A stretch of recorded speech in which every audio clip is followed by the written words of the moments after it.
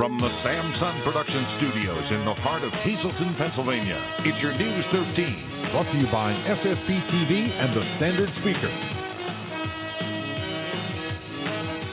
It was serious enough to shut down government in one local community, and now the man responsible is behind bars. An arrest and the threats against Freeland Borough are our top story on News 13 for this Wednesday. Good evening, everybody. Thank you so much for joining us. I'm Kathy Baczynski. In light of horrifying shootings at public meetings like the recent one in Monroe County, Freeland Borough wasn't taking any terroristic threats lightly and took action when a Freeland man allegedly made some. As Christina Papa tells us, Freeland officials canceled last night's council meeting and are pressing charges. Something would have happened at this meeting tonight if it was held. If something would have happened to a resident, really that would have weighed on my head big time. Last night, Freeland Borough had to cancel their council meeting after a resident made terroristic threats to a borough official. Regarding our code officer and his family, and also saying about the meeting tonight and that he was going to burn down the town. 57-year-old Wayne Harding was arraigned in front of Judge Joseph Hallisey in Hanover Township late last night for allegedly making threats against Freeland Borough leaders. This isn't the first time Harding has had a run-in with borough government. He was charged 2-3 weeks ago for threatening the code enforcement officer. The reason behind this dispute, why they couldn't hold the meeting here in Freeland tonight, this trailer, it sits just 50 feet away from the building today, but before it sat closer to the middle of town. It's owned by the man who's caused all this chaos. He's upset at the borough because they're calling this trailer a nuisance. And really, this all stems from a couple small code violations. And I've said this for years since I've been here. We're willing to work with anybody. In the wake of the deadly shooting in Ross Township, the borough is taking extra precautions. It's physical or verbal. We didn't need an altercation like that, and to have the public here, which were really innocent bystanders, we just couldn't do that. Tuesday night's meeting will be rescheduled. The borough hopes this will not discourage people from coming out to those meetings. Harding's bail was set at $25,000. He's in the Luzerne County Correctional Facility tonight. Christina Papa, News 13, Freeland. Investigators are calling them professional thieves, but the men who robbed a local convenience store last night in Sugarloaf are now behind bars. Police say 4 men are in custody after they allegedly broke in, ransacked, and stole money and a number of different items from the Shell gas station on Route 93 at Tom Hicken Road around 11:30 last night. The burglars went through the front door, breaking locks and smashing lights. And once inside, they stole a laptop and cut into a lockbox, stealing at least $12,000 to $15,000. Police say they spotted the men and followed them down Interstate 81 and finally arrested them about an hour south of Sugarloaf in Jonestown. State police are calling the burglars professionals, saying they're not from the area and may have been following the interstate, getting off and looking for targets. That investigation is continuing. An Oklahoma man is dead following a violent one-car crash on Interstate 80 in Butler Township this morning. State police say the 34-year-old Michael Ray Mitchell of Tulsa, Oklahoma, was killed instantly in that crash. They say he was driving his Honda Civic eastbound on the interstate when the car drifted off the highway and into the center median and slammed head-on into 2 trees. Mitchell was pronounced dead at the scene by a deputy Luzerne County coroner.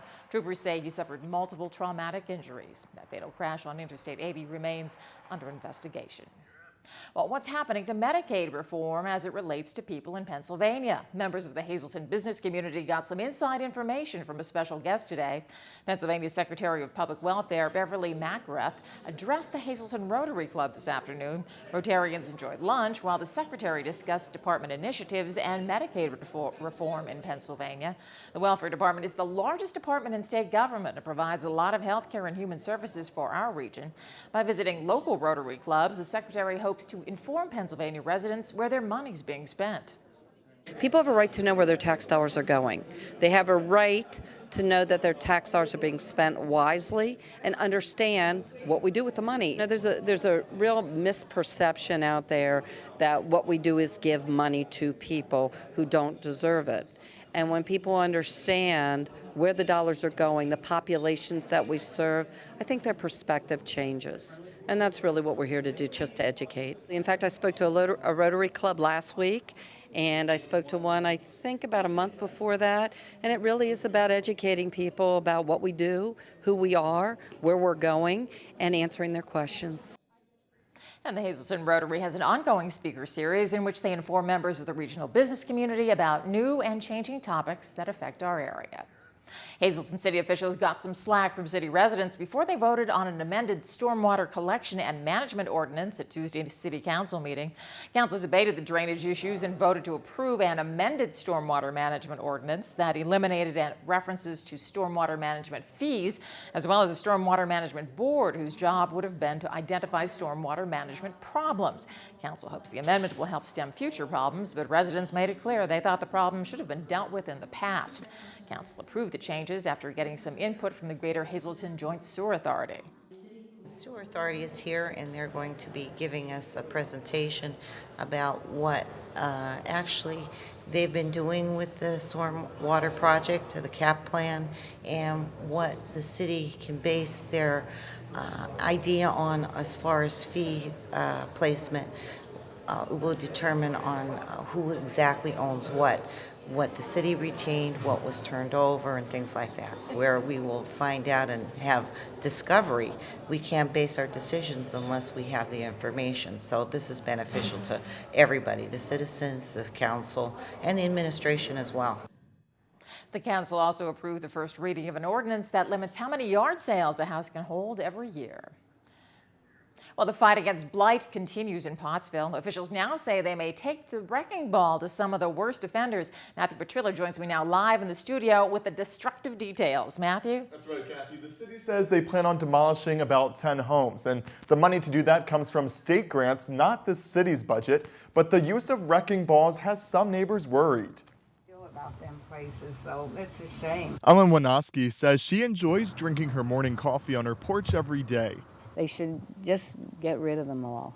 But what she doesn't enjoy is the view of a sorely blighted property just across the street from hers. It should be torn down. It should be. It's a mess. And it's been a mess. The house is at 674 North 2nd Street, and it holds the #1 spot in the city's list of worst blighted properties. Its walls are marred with peeling paint, its front door has been kicked in, and its ceiling is falling apart. But the owner is nowhere to be found. Now, the owner of this property isn't even from Pottsville or even the country.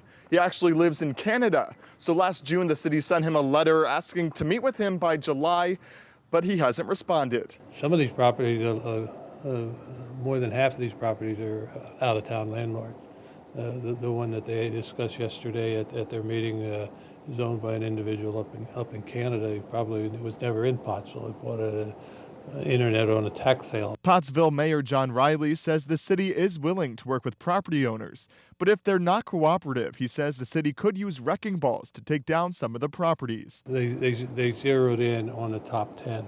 Pottsville Zoning and Code Enforcement Office says the money used to demolish the blighted homes is all coming from state grants. We were able to obtain a little bit of funding through community development block grant money, and we're looking at demolishing some properties that are in very serious condition and they're affecting neighboring properties. Meanwhile, Ellen says she'll be glad when the home is no longer in her view, but she's worried about the damage that could be done to the homes next to the blighted properties if the city takes a wrecking ball to it. And I don't know how the neighbors can stand living next door because they take care of their home too. Now, the city says after they demolish the homes, they're considering turning those properties into either parking lots or green spaces. But really, Kathy, they say anything would be better than the blighted homes that sit there. Absolutely, and it's a common problem. Absentee landlords often equal blighted properties. Yep. Thanks a lot, Matthew. And still ahead on News 13, plenty of sunshine and September temperatures headed our way. We'll tell you about it in News 13 weather. But first, it's that time of year again when one of the biggest fairs in the state opens right in our area. We'll have the preview when News 13 continues.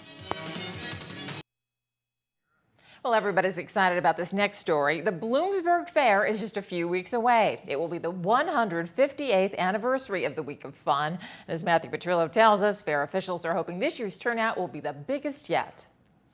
There's lots of new stuff going down at the Bloomsburg Fair. Other than a whole new list of top performers like Austin Mahone and Coco Jones, the fair now has a smartphone app for iPhones and Android devices. At my age, I have one and keep track of all my important dates and everything. And this app not only will keep track of your fair schedule, it has a map of the fairgrounds and fair information. It has a listing of all of the vendors, and you can find out where they're at and then check it on the map. You can also get in touch with your friends through social media, through Twitter, Facebook, and so on. Mayor Howell couldn't help but show News 13 a demonstration of the new app. On here we have the fair schedule, and this lists everything in order of when they're going to play. You can, up here you can check what's on Saturday. You can check it by grandstand or all. You can just check to see what's in the band shell, the livestock arena. You can push livestock arena. Done, and it'll tell us what's in the livestock arena at any particular time for Saturday. And there's a list of everything that's on there for that. We also have. That's really cool. We also have here, we can look at the vendors by pushing the vendor button, and it gives us an alphabetical listing of all of our vendors. The app also has a map of the fairgrounds, but that's not all that's new. The fair is going to get green this year. This year, I would say better than 75% of our rides have been changed to LED lights. And originally we were buying these lights for the beauty and the aesthetics that they provide to the amusement rides. But as a byproduct, we've happened to find out that the LED lights actually are, they don't take any power to burn.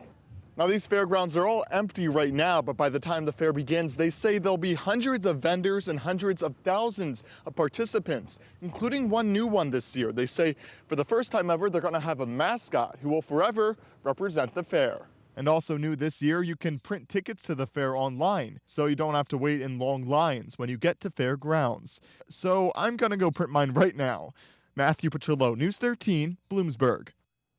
With that phone app, you'll always be able to find where the funnel cakes are. That's a good thing. Time now for our regional weather from the National Weather Service. Checking the radar.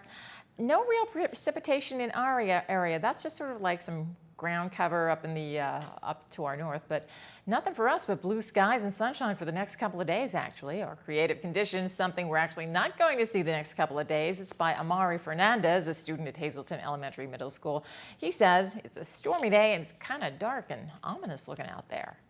Now let's take a look at News 13 weather from the National Weather Service for Greater Hazleton. For tonight, mostly clear with a low down to 56 degrees. Good sleeping weather.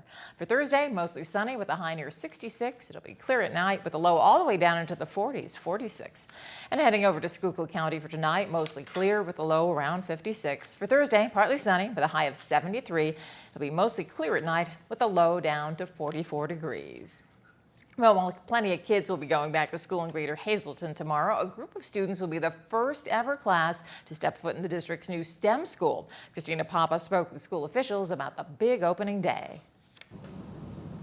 Years of planning, months of construction, and plenty of bumps along the way, the Hazleton Area School District has kept their promise. Classes will begin here at the STEM school in Drums tomorrow. The building is state of the art, but the building doesn't make it happen for our students. Superintendent Dr. Antonelli says each teacher was hand-selected for the program. Because of their knowledge and their skills and their ability to work in a STEM environment, they are truly exceptional. That includes Assistant Principal of Hazleton Area Academy, Marie Ernst. She couldn't be more excited about the big first day. I can't tell you how excited I am to be here. This is so beautiful. It's so amazing. I can't believe we have this technology and the things we can do with the students here. It's so amazing that this is finally all coming true. While our cameras aren't allowed in the building just yet, teachers and students have already gotten a sneak peek inside. When people have walked in the doors, their mouths drop. So their excitement and the responses of anybody that has come in is just incredible and very reassuring that we're doing something really good for kids. Along with the brand new equipment, teachers have refocused their curriculum to suit a new teaching environment. Again, they're all project-based classes, centering on the identification and, of course, solving real-world problems to improve the quality of life for us here locally as well as globally. School starts here in Drums tomorrow, so students don't forget to set your alarms. STEM students are asked to be in the building no later than 7:45 a.m. Christina Papa, News 13, Drums. And let's check the winning midday lottery numbers. Good luck if you play. The Daily, 985. Big 4, 1085. Quinto, 81575. And the Treasure Hunt, 3, 5, 15, 17, 30. Hope you won.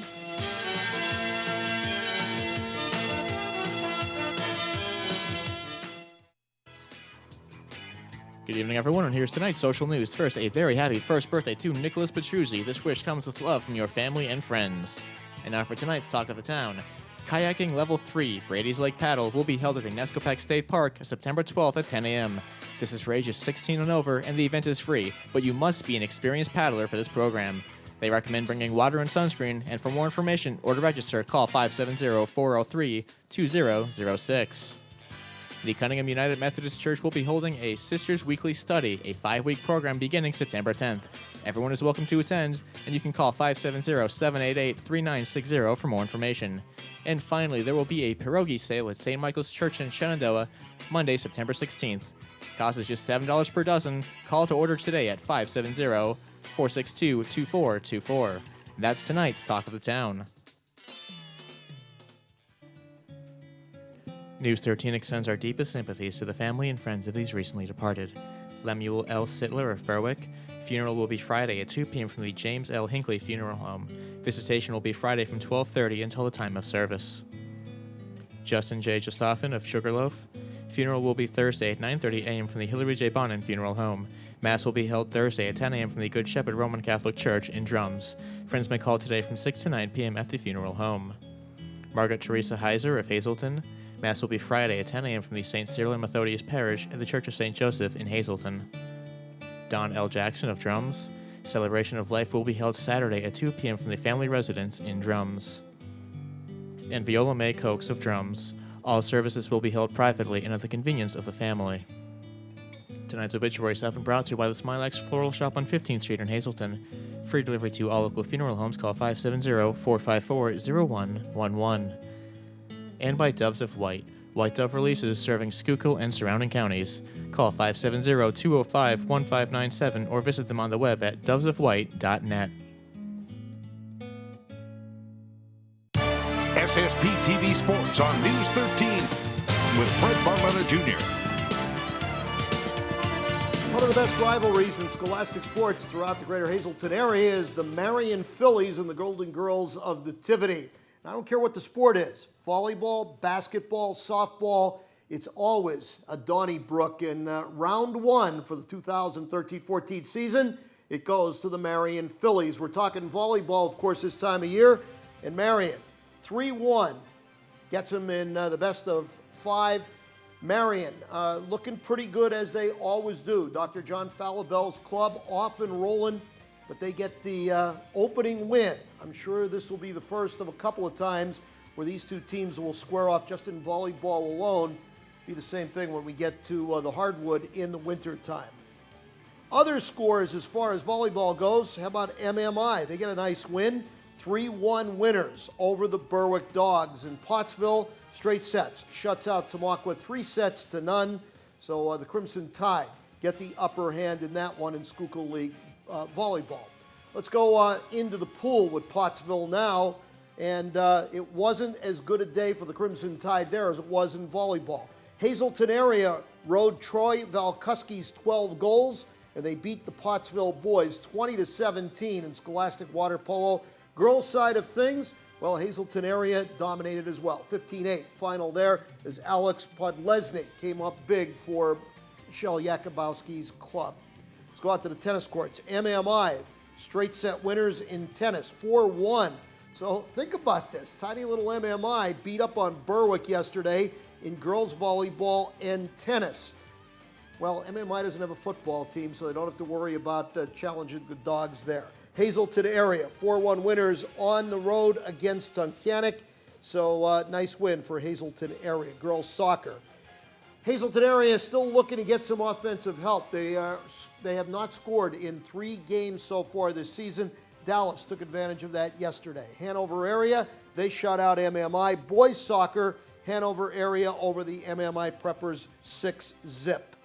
Down at Harmon Geist last night, the Lady Cougars made it 2 in a row in field hockey. Selena Garzio leading the way. Hazleton area jumped out to the 3-0 lead and really never broke out in a sweat. They knock off Honesdale 3-1. In golf action in the Schuylkill League, Marion topples Monoy as Mark Postapak fired at 89. That's pretty good shooting, that's to be sure. Today, full schedule including cross country. both in the Wyoming Valley Conference and the Schuylkill League, as you see right there. Golf finds Pottsville at Nativity. Soccer, North Schuylkill hosting Tamaqua. Girls soccer, Tamaqua on the road to Kutztown. MMI and Tamaqua on the nets. And in girls volleyball, Hazelton area with the long trip to Del Val. Monoy with a quick jump over the mountain to Shenandoah Valley. Major League Baseball, Yankees with a big comeback win. They're only 2 back in that wild card. They get the White Sox in the finale there. Tampa Bay finally snapped the 5-game losing streak.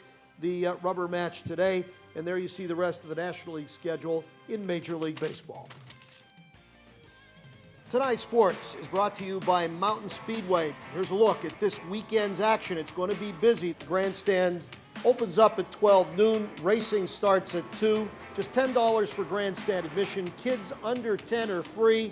And if you're active military or a senior, you get a $2 discount. There's the website and the phone numbers. You could call them and get all the information on the excitement of racing down at Mountain Speedway. And here's what our media partner, the Standard Speaker, is working on for tomorrow's edition. A Sugarloaf convenience store hurries to reopen after a violent burglary. You can read all about it in the Thursday edition of the Standard Speaker. Plenty more news and information headed your way on News 13. They've campaigned against it for months. Now government in one local city about to take steps to take a bite out of blight. That story and much more news when the 13 crew comes right back.